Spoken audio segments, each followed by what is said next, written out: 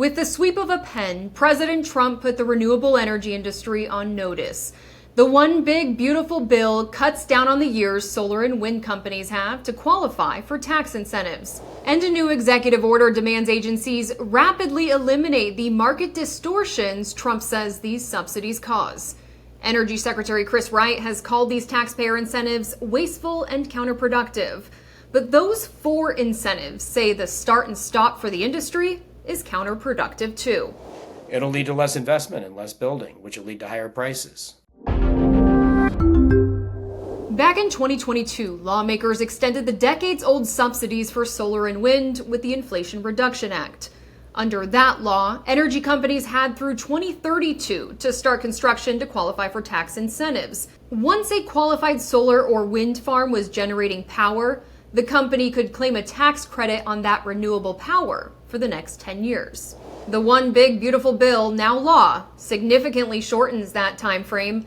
Construction projects that begin within the next 12 months have until 2030 to get online. Everyone else must be generating power by the end of 2027 to cash in. Advanced Energy United's Harry Godfrey says the timeline will put some projects in a tough spot. That's because it can take 2 to 4 years of planning before construction even starts. You could have projects that are in active development right now that are not going to be able to commence construction here in the next year.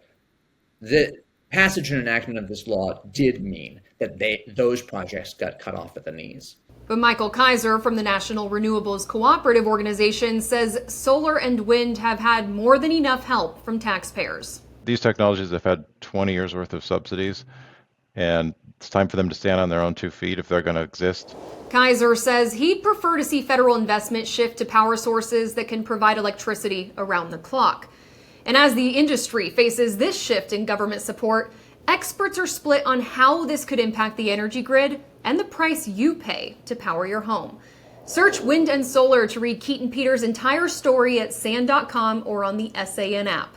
For Straight Air News, I'm Simone Del Rosario.